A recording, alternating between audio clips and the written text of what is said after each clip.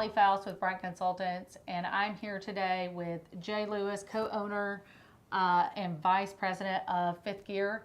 And Jay and I are having some conversation today about compliance and onboarding and what we're seeing in dentistry. And I just want to get honest with Jay and find out like what he's seeing. So the best education for my Bryant Consultant team members and all of our clients and all of our team members is knowledge. So Jay, I'm going to the best. So I'm gonna pick your brain. Tell us about what you're seeing. Well, we see one of two examples. We see offices that really understand how important the security is, and they're like, we want everything that we can possibly have. What all can you do? Annual risk assessments and employee training are kind of at the forefront right now, mainly because the industry's changed from you should have a firewall, you should have employee training, to cybersecurity insurance companies, which we all need one, right? Yeah, that's a new thing. It's Yeah. a foreign idea, and docs are thinking, I've never heard of this. You're selling me something, but it's legit. Like, you need to protect your... Well, and you need about $1 million or more of cybersecurity insurance, because it can get expensive very quickly if you have an event. And so when you get cybersecurity insurance, you're going to get a big form to fill out. And so business owners don't understand it. We get it. We fill it out for them. Right. But then it's going to be very specific on the hardware, the software, and the security protocols that you have in place. And you can't just say you have them. You have to document that you have them. You have to be able to produce that documentation. Oh, so that's a big word. That's a big buzzword in tech world right now, is documentation that the process has been done. You have to check boxes, not just that every team member took the test, and never every new employee who you onboarded took the test, but you actually have to document the process of what you do in your office. Exactly, because if you have an event, and we're all going to have an event, we can't say that we're going to keep someone from getting hacked. That would be a lie. Wow. We're all going to get hacked. I mean, we see it on the news every day. Companies that have millions and millions of dollars of server rooms and IT people and everything that you can throw at it, they still get hacked. So when we're talking to a dentist or other business owner, we let them know that you're going to get hacked, but we're here to help reduce the blast radius. That's such a good way to put that, the blast radius, because it's going to happen. It's going to happen. So when it happens, they're going to file a cybersecurity insurance claim. Okay. That company then is going to require a forensic investigation, not of our own, but with a third-party company. And they charge usually somewhere about $1,000 an hour. So very quickly you can get into that $40,000, $50,000 range on that forensic investigation. Wow. And they're going to dig apart everything. And what's in a forensic investigation? Is that everybody's device in the office, every team member, every computer, every... They're going to look at everything to see if data, left the network or if it didn't leave the network.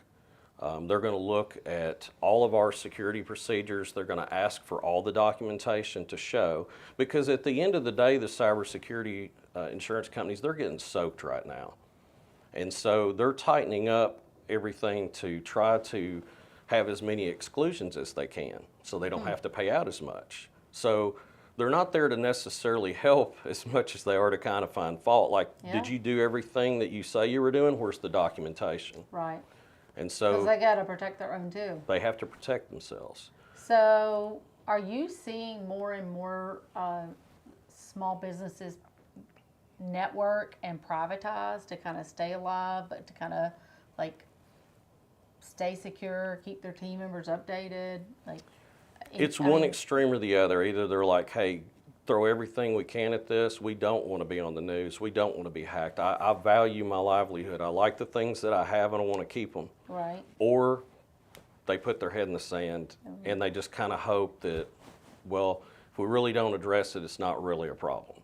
And those are obviously tough ones to help, Right. Because if they don't see the value in what we're doing, then it's just a number on an invoice. Right. I really love the proactive approach that you all take. I love the initiative to set some standards, not allow people to fall below the standard. Right. And really say, come in and go, hey, we got to help train your team. Absolutely. We got to teach them. We need to see their phones. We need to help them set up security on their phones for themselves. And we're gonna get real with this. One of the first things we'll do is we'll come in and we'll do a risk assessment to kind of get a baseline of where we're at. And then that sort of sets, the standard from there that like, okay, we started here. Yeah. And hey, look where we are now after 3 months, 6 months, or a year. And we obviously should be trending to where people are opening less phishing emails. Phishing emails, they're Yes. drowning us. Yes. They're drowning every piece of software. Mm-hmm. I mean, it doesn't matter what software you work with. If it's a third party, you're like getting drowned with just phishing Absolutely. emails. And they're more clever. yeah. And that's more risk. It is. And, AI, that's the big buzzword and everything now. It's certainly here to help us. In one way it's harming us is that we could all tell when we got a really broken English email that it was probably phishing. Well, Right. thanks to AI now, they can translate that in perfect English. So what are you seeing in dentistry with private practices and these phishing emails and it's patient records? they're getting more and more serious, especially when things hit really close to home, like the Henry Schein breach, which is a global supplier. That's a brand name everyone in dentistry recognizes. Everybody started looking up going, Yeah. Schein got hacked, and then we saw that was like a flood broke. It was like a pandemic in a pandemic type of situation because Yeah. all of a sudden they're short everything and Yeah. they well, can't and take dentists payments can't. and- Yeah, they can't order anything. I mean, it was a mess. But no one understands the mess because sometimes we're just like right here and we're like, oh, Yeah. Well, I mean, at the end I of the didn't day, hear this that. isn't what I dentists just- signed up for in dental school, right? They wanted to take care of patients. They have a love Right. for dentistry and to take care of their patients. And, some of them see this as just noise, and others are like, you know what, I have to do this in order to be And I able need to practice partnerships. dentistry. And I need a partnership. I need someone that understands it, takes it serious, and will help hold us accountable. Jay, this is what we're creating. So we're creating online education for our dental offices that are the standard. We're kind of setting the bar of what the practice should be. We're trying to create content for security. So they have security training. Like this is what every new hire has to have. Certainly.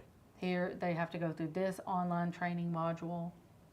This makes sure that they understand basically your assessment in the office put online, and then here it is, and they have to click the buttons and take the education and take the test so that they are controlled risk in an office.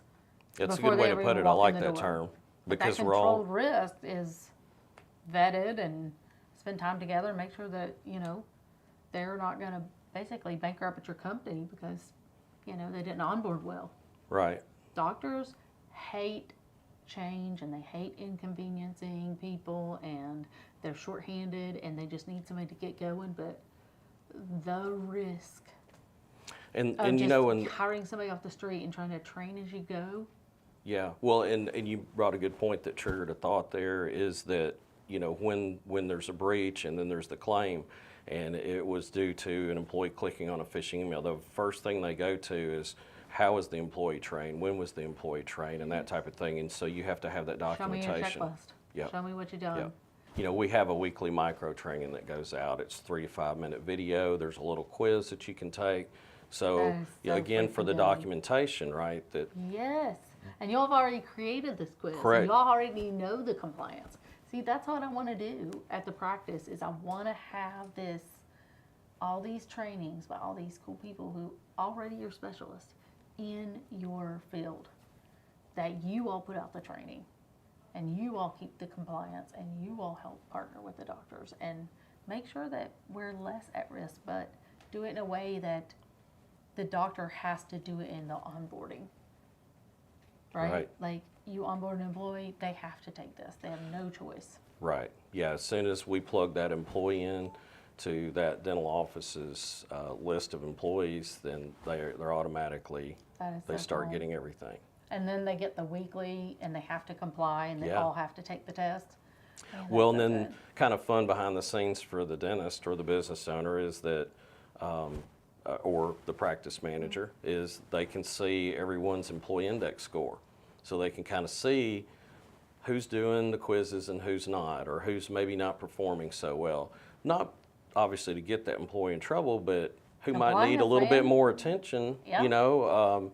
Maybe they're careless, or maybe they're not doing any of the micro trainings in their score slides. It's an opportunity for someone, you know, to take action as opposed to just assuming that everyone's doing what they're supposed to be doing.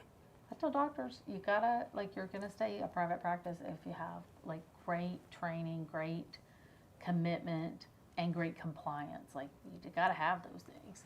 Yeah. And if you make it fun, then you'll, you know, hang out with your friends all day and do pretty cool dentistry and, you know, stay pretty safe. But I like what you all have created. Thank you. So Fifth Gear, tell me, how do you get a hold of Fifth Gear? What do you all provide to doctors, and you know, what can they expect from you guys? Well, easiest way to get in touch with us is to give us a call. Okay. Ask for myself, Jay Lewis, or for Mike Brooks. Okay. I'll put that number up. Yep, our number's 615-606-3121. Okay. That's the best way to get in touch with us. Okay. Do you do a risk assessment of whatever they've got already, and kind of tell them where maybe there's some issues or where they need to improve on their security? Absolutely. So if someone said, hey, we're interested, what's the next step? We would come out, we would obviously look at their office, look at their current network equipment, maybe ask what some of their procedures are around email and security. We'd put some software on the network to start scanning, because we don't just do a scan of the network, but we actually scan individual computers. Okay. And we're looking for files such as an Excel spreadsheet, maybe from payroll, for example, that has all the employees' social security numbers and dates of birth. That's a big no-no, to have an unprotected sheet on your computer. You'd be surprised how many times we find that. I'm not surprised. Or, no, or they've exported the whole Yeah. patient database to send Christmas cards.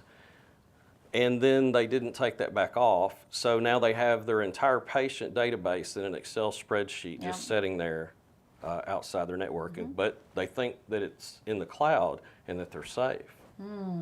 Wow. Yeah. Yeah. So how do y'all deal with that? Well, that gives you an awareness. Educational knowledge base of where maybe training needs to happen. Sure. So. Well, obviously that's an educational point, but it's also risk management. It's like, hey, you know, based on the average fine amounts for this, you have $300,000 worth of fines sitting on this one computer. We need to get the Excel spreadsheets off, or we need to, you know, password protect them. So part of it is education, and part of it's, hey, here's our to-do list. Here's things that we're going to come right in and reduce your risk. And does that determine, like, okay, we're going to need 4 hours of team training, like everybody's got to train, or hey, we've got to have weekly training because we have to teach your team how to use a computer? Yes, so I mean, depending on how bad things are, Yeah. obviously that could dictate that it might need more time. Okay. But as a general rule, if they're having us come in and they've never had IT, it's a pretty lengthy onboarding process, because if they have been using free email this whole time, Yes. which there's I know zero about these security free on, emails, and we're moving them over to their .com and setting them up, we might even be teaching them how to use Outlook. Okay. So we'll start as basic as we need to. Wow, that is so good, because dentistry needs this. They need that somebody can speak the language and go, wait, we've got to make sure you all are educated enough in the basics to actually keep yourself secure. Yeah. At home. I mean, because home's going to affect like work, right? Absolutely. So if you can't run your own house and you've got let's say you've got a Weave icon on your cell phone, and you get hacked at home, holy cow, there's some issues there, There's a security-wise. false sense of security of stuff being in the cloud, and 80% of the attacks now are on the cloud because that's where the gold is at. So that's where the hackers are going. And a lot of times the doctors don't realize that if they can just get on your computer and get your saved username, password, and get into your cloud-based patient software, they can export the whole patient database and be gone, and you'll never even know. Wow. So if you could leave doctors with one piece of advice right now, just to kind of self-assess their security, what would you say? It'd be tough to boil it down to just one thing because there's so many things. Okay. But I would say a good starting point is go get cybersecurity insurance. Okay. And when you get that ridiculous form to fill out, give us a call. Oh, good. I like that. And we'll walk you through the form, and we'll tighten up those areas that would otherwise be checked no on the insurance form and open you up to exclusions. Yeah. Thank you so much. This is so important for people to know, but also to know that there's a program that we could hopefully partnership and just train our team members to where they can be compliant for themselves, and they can really protect the practice, protect themselves, learn something. Well, employees can take this home too, right? The same things that they practice, safe email, that type of thing at work, it'll help with their personal finances too, because what we never hear about is someone getting hacked at home and their information stolen. And that's what I'm all about, is just I want to share practice information, good practice information, which is best practice. Mm-hmm. I want the highest level of security taught. So then you know, and if you don't know how to keep yourself that secure, here's 4 other programs I want you to take before that. Mm-hmm. To get you to where you can have the most basic knowledge all the way up to here's the gold standard. Right. Here's where I need you to be. I need you to be functioning right here. Absolutely. We're lucky we have some dentists that are all over this cybersecurity thing. They're very well versed, and it's kind of a fun conversation when you can talk nerd talk to a dentist, because in most cases they don't have any knowledge. It'd be like me trying to speak about dentistry. Yeah. Which comes to terms with social media marketing. I mean, it's what we do. Mm-hmm. It's the buzzword. It's the part that it makes everybody uncomfortable, but it's also how you market your business, right? Right. So social media is, on the internet. It's putting our team members at risk. I mean, how many hacks, how many pieces of social media is being shut down, and doctors are being shut down because, somebody was answering a DM from a phishing email, and then all of a sudden, guess what? Yeah. Their account got shut down. Well, and AI here can hurt us again. Which is the buzzword in dentistry. So here we go. So, isn't that intranet? So now we're internet, and then our cloud-based practice management systems. Isn't that internet? It's on the internet, but we don't have all the knowledge. And how do we protect ourselves? We have to educate every employee. We have to educate, right? The community. Well, something as simple as passwords. We're creatures of habit, right? We like to use our dogs' names and our kids' names and things like that in our password. Or 1, 2, 3, 4. Or 1, 2, 3, 4. Yeah. Oh, wait, that no, one's 1, not 2, 3, secure. 4, 5. If I had a 6 to it, I think it's more secure, right? Okay. But what if I put an exclamation mark in there? Yeah, well. So double authentication, there's now thumbprints, there's all these things. And the second factor of authentication is huge. A lot of people really don't understand what that is. But it's exactly what it implies. It's a second factor of authentication. Yeah. So if someone steals your username and your password, unless they have the rolling 6-digit code that changes every 30 seconds, they can't get in. And so almost everyone provides 2-factor authentication. Yeah. But it's again, things that we find, it's amazing how many people, they're annoyed by it, it's an inconvenience, and they won't use it. Or when they all get inconvenienced by their password changes at work right. on the software, and they're like, oh, why is this doing this to me? Can you not enable this? And everybody wants to just please each other, and you're like, no, no, we're not going to enable this. You have to be compliant. Yeah, well, and you know, things have changed a lot in our industry. You know, we used to give in sometimes to a doctor that says, I don't want my password to ever expire on my computer. Yeah. And because of liability reasons, see, we have cybersecurity insurance too. And we're held even a higher standard because they're insuring us to manage others. Yeah. And then our cybersecurity attorneys, they're like, you have to dictate the terms. Yeah. You know, in a way, we have become like a doctor. You don't go tell your doctor if they say you need to have this surgical procedure done. You don't start dictating prices and terms. Right. You either do it or you don't. And Yeah. that's kind of where we're at in our industry. Of we can't allow the business owners to dictate what they want and don't want because of convenience factor. There's too much liability for us. There's too much liability for them. Yeah. It's going a lot more niche and a lot more like just community and relationships, and I love it. I think it's great to just get back to, you know, teaching and getting people to be engaged and onboarding. Onboarding. It's like my buzzword of the year is onboarding. We have to onboard. Yeah. We have to recruit.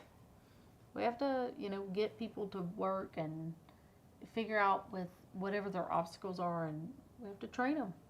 Yes. So I'm like, we have Continuous to train people training. but I'm like, we have to train people from the ground up right now. Yeah. So I'm recruiting kids from high schools. Wow. I mean, that's going to be the age group that works in our field, is getting an 18-year-old that just got out of high school that really doesn't know what they're doing. They just, you know, need a summer job. So, hey, come wash some instruments, come in here and, you know, see if there's an environment that you want to work in. Yeah. So, and Well, it is. and they already understand two-factor and all the other things because Yeah. it you know, they use it every day for everything they do. Why wouldn't you turn that on? Yeah, so I've taken an old idea and brought it back new and refreshed it with some social media, and we're recruiting and we're teaching people from the ground up how to do dental administration, how to do dentistry, dental assisting, get a certificate, grow, you know, their knowledge base by watching a video. So we want to teach, you know, with the best of security and help people to be like walking into the door ready to work. And that way, you know, they can kind of name their price and have good relationships and good knowledge and get paid their worth. So I think it's kind of changing. I love it. Yeah. So it's pretty exciting to see. But that younger generation, you're going to have to engage them. And Right. you're going to have to, you know, let them write a ticket of social media and having their phone and, you know, whatever. So, but we have to train, and we have to train differently. So I'm rallying support with online training. Like, I think online training is a great asset to every office and compliance training and just onboarding differently. Yeah. No, everything has changed online education. Yeah, and if you can do that and give them a password, like, you know, a month early and figure out their life and let them come in, you know, rolling, I think that's so cool. And I don't know, I think that we have to embrace the change, right? Right. So I like it. So if you need anybody for your IT training, you need IT training for yourself. You need to understand more about compliance and insurance. Give Jay a call and he'll take good care of you.